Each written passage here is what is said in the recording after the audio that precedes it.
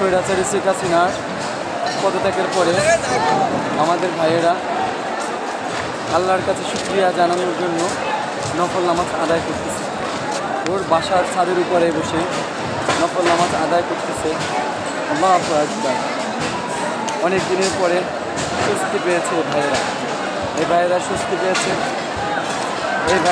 পেয়েছে।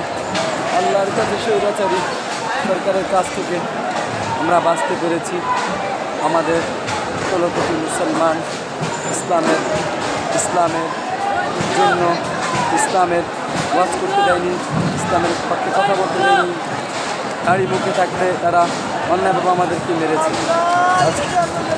আল্লাহ আজকে বিচার করেছে। এক ভাই